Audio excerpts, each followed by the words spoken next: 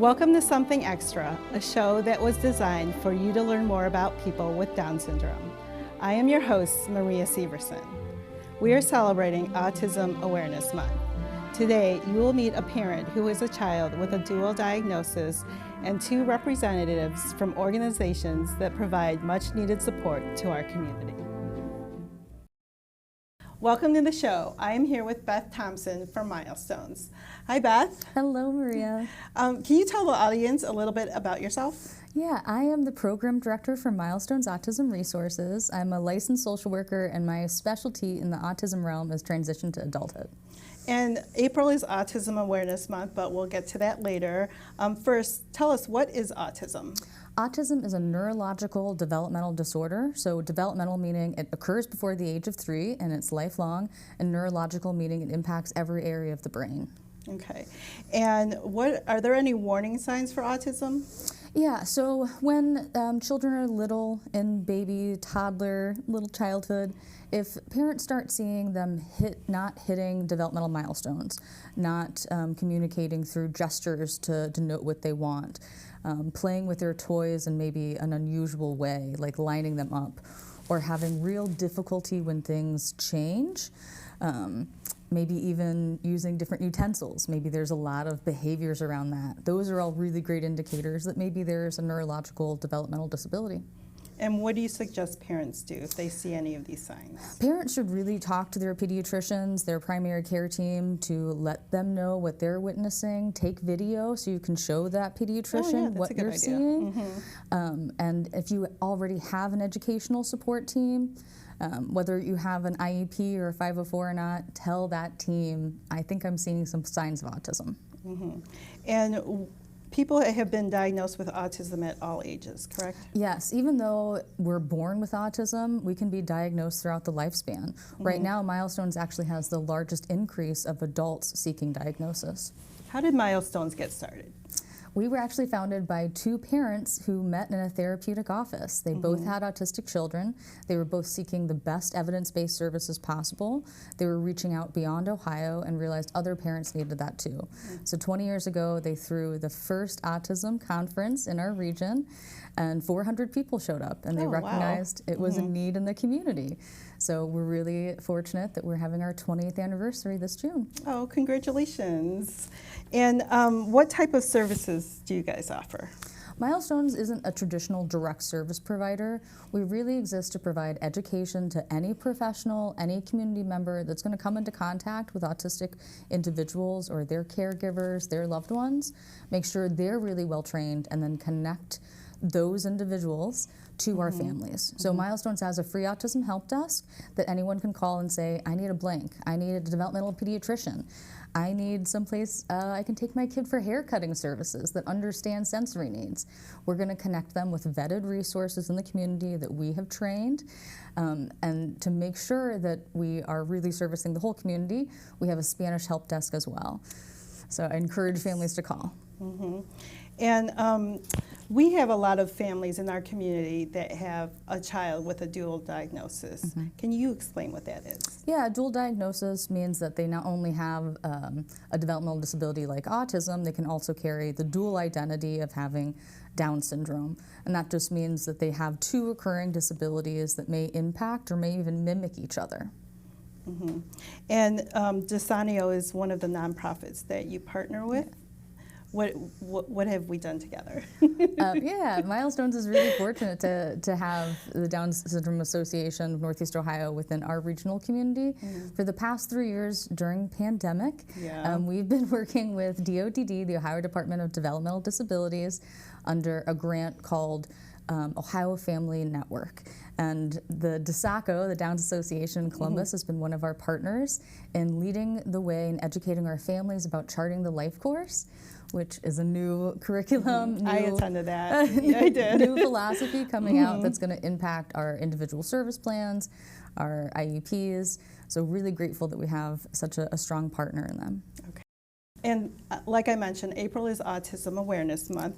What does Milestones do to celebrate this? Milestones actually made the move a few years ago to shift from, as opposed to awareness or acceptance, to appreciation. Oh, okay. We really think that we've come a really long way in the autism community, and Milestones' goal is to highlight the unique abilities and the unique gifts that autistic and neurodiverse individuals bring to our community, not just to be aware of them, not just to accept them, but to truly appreciate what they give to our community. Well, that's nice. That should be done.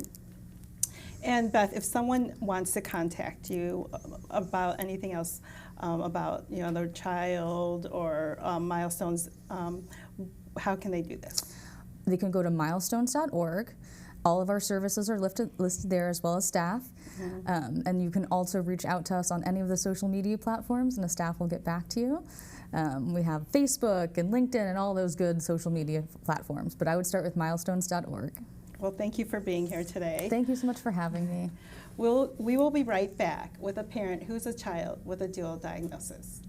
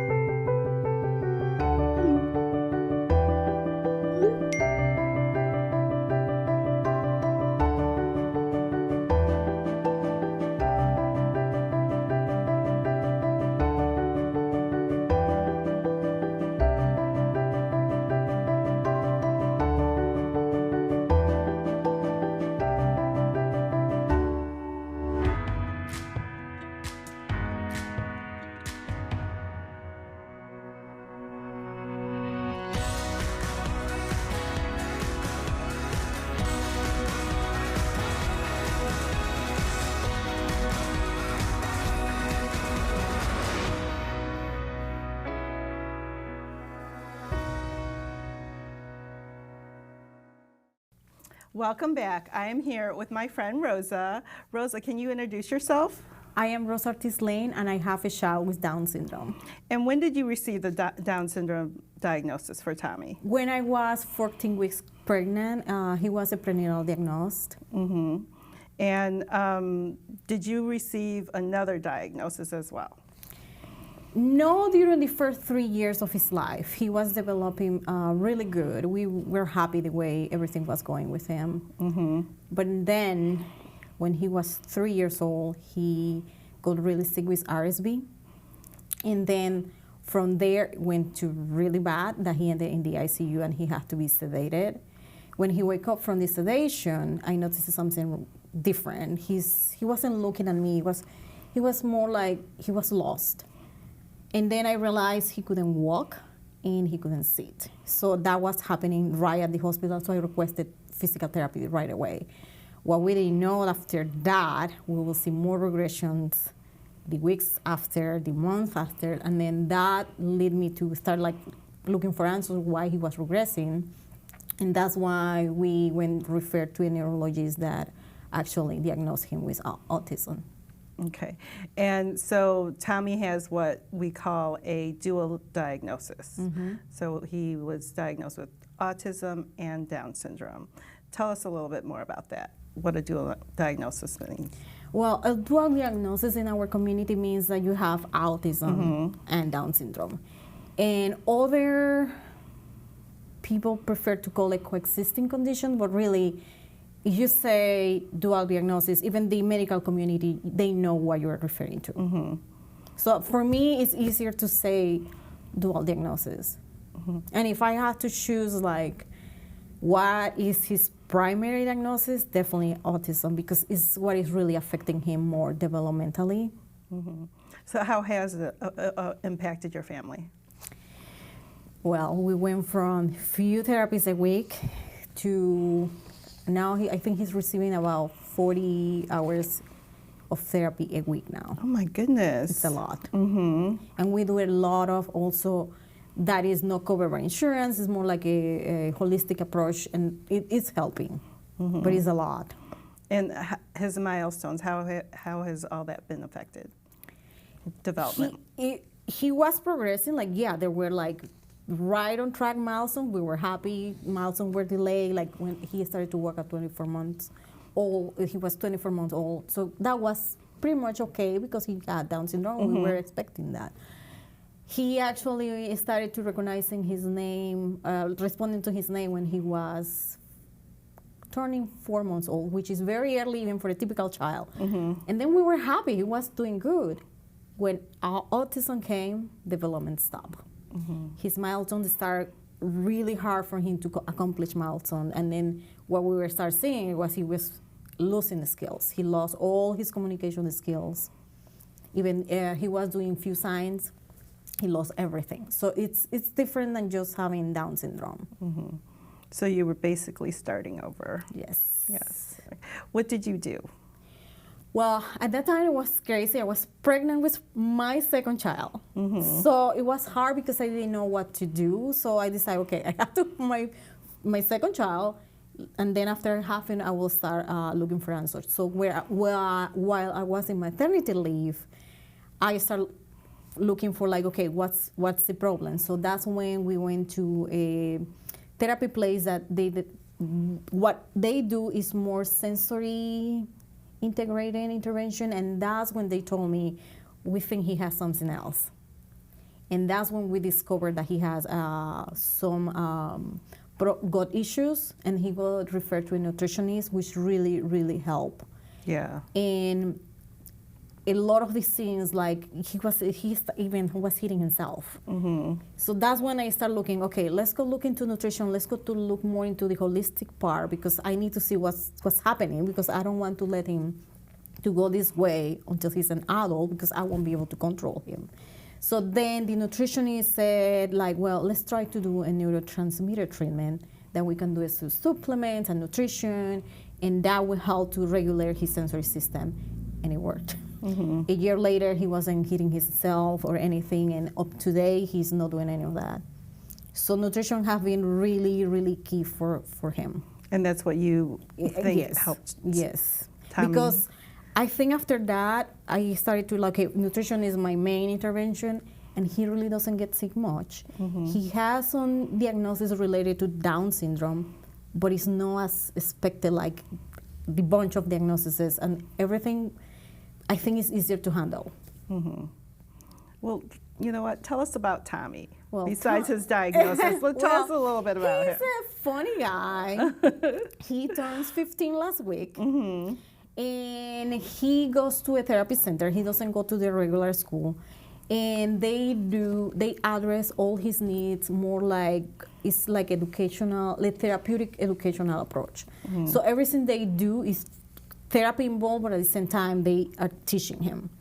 So I feel this is working for him better because address his needs more than being in a classroom setting, because he's just with another child, and then he goes to like classes with other groups, but the classes are small, and they try that he participate, and now he's in a social group, and he's becoming the star in the social group, which is good to see, because the social part got really affected. That was one of the things that we really saw right away. He was very social without the autism diagnosis. When the autism diagnosis came, he completely immersed in his own world. He wasn't even smiling.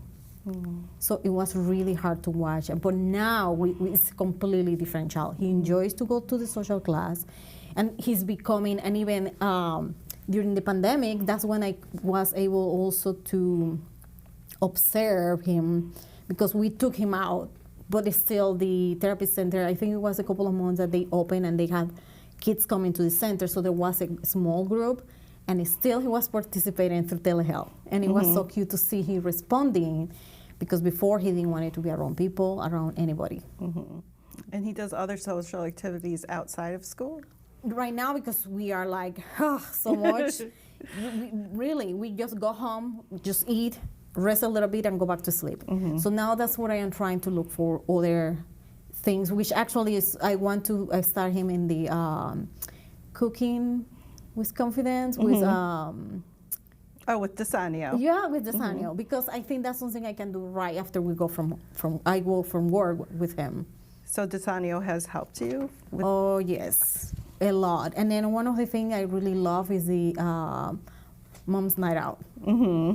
I think that helped me to connect with other moms. And still, once in a while, if something, like with you, I just text you something happened or ask you questions, or Lori. Yeah.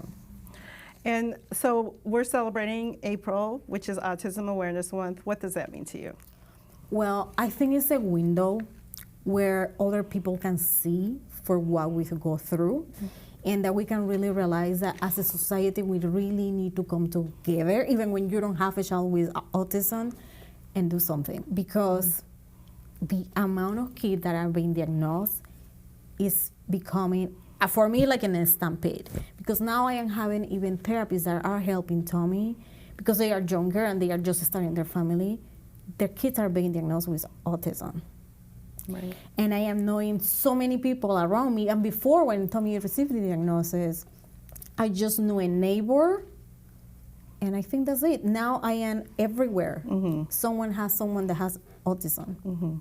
So I think as a society, we need to really look into what is causing this, what other treatment we can provide for them. Because ABA helps, or TPT, all these things help, but it's not the ultimate answer. We don't have a real treatment. Okay, this is the treatment, and it will completely improve. We don't have that. There are kids that they are trying all these things, and it's hard to get them wherever they are. Well, it's so good to hear that Tommy is thriving and doing well. Oh, thank What are you. your hopes and dreams for him? Well, I have big hopes and dreams for him. I want him to be an entrepreneur. And this idea came because of DSANEO, the entrepreneurship program that DSANEO has. So I already started my plan. I already have some ideas on products he can do, and some things, because I am a graphic designer, some things I can do to help him. And we already have the logo, we have the name of the company. Oh, We registered the company already. I just have to do the website and start launching it and see what happens. Well, I can't wait to see Oh, it. thank you. Well, thank you so much for being here today, Rosa. Oh, thank you, Maria, for having me. We will be right back with Doug Bletcher from Autism Personal Coach.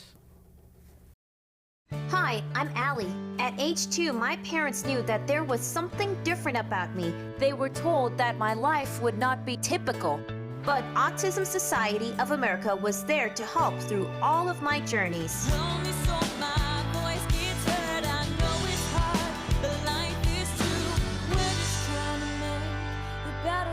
Help make a difference and make a donation. Go to autismsociety.org. Welcome back. I'm here with Doug Bletcher.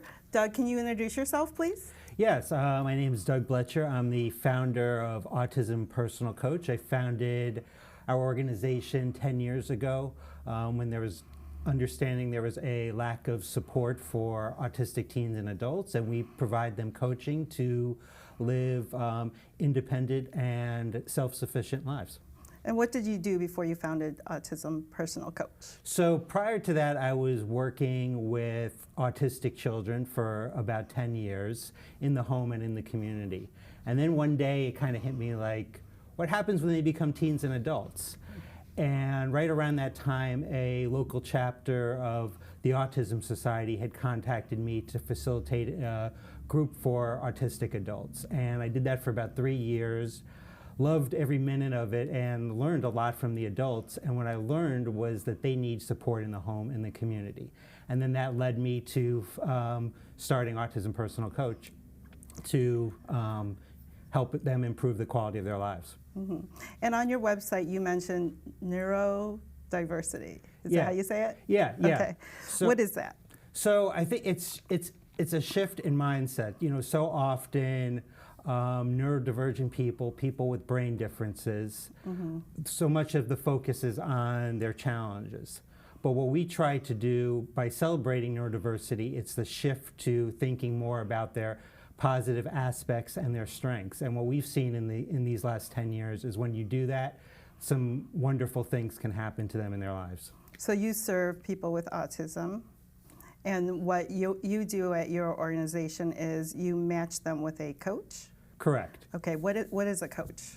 So what our coaches do, we presently have 15 coaches. We are a guide.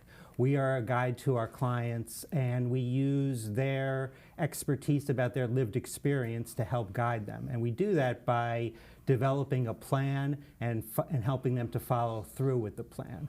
Now, our clients come to us with lots of different needs and goals. So sometimes it's relating to employment. Sometimes it's relating to developing community. Sometimes it's relating to executive functioning skills, things like planning, organizing, remembering stuff, decision making. Probably with every single one of our clients, we're helping them with self-advocacy in one way or another. So we kind of develop a plan based on those goals and help them to improve the quality of their lives. So those are some of the challenges that people with autism face. What else does APC do to help them guide them through these challenges? Yeah, so in addition to our individual coaching, we have group coaching that happens on a monthly basis to help them to develop community.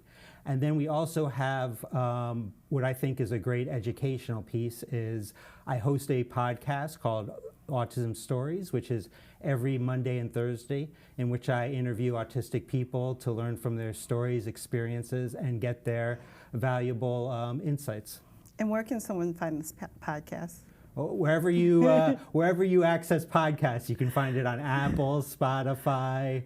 You can go to our website, autismpersonalcoach.com, and you can find it there as well. We currently have done, I think, our over 230 episodes. In our community, the Down syndrome community, we have a lot of families that have the dual diagnosis. They have a child with autism, and they're also have Down syndrome.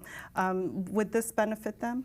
Absolutely. So I think no matter what client we work with, we always kind of meet them where we are. We meet them where they are in terms of their communication, their sensory needs, their executive functioning needs, and kind of plan and help them to develop tools and strategies to kind of work through those things. But I think it's also important to know that whenever you have a client that is autistic, there's also almost always co-occurring conditions. And then Down syndrome is certainly one of those co-occurring conditions. And I'd say whenever we've had autistic people that have Down syndrome, I think we've done a really nice job in helping them to develop community.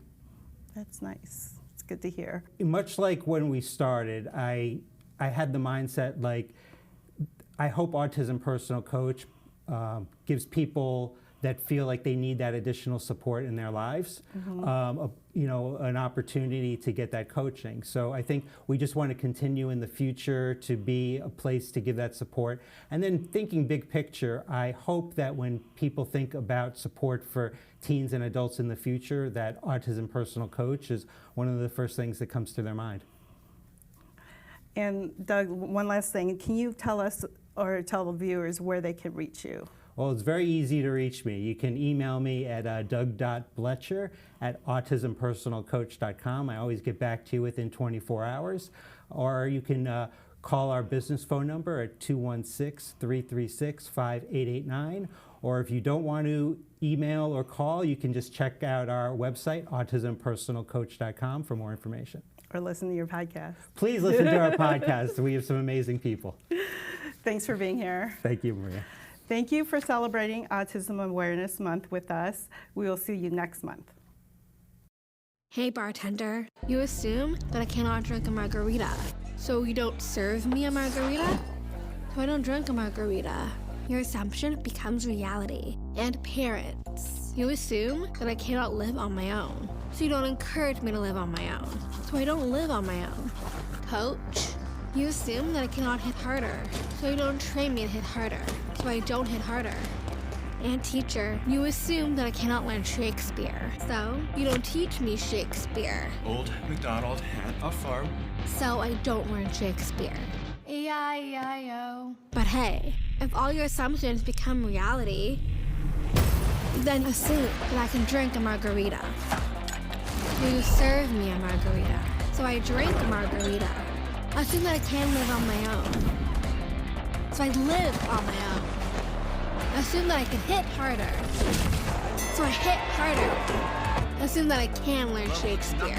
So, What fools these mortals be! assume that I can do that job. That I can go to parties. That I can be on stage. Assume that I can. So maybe I will.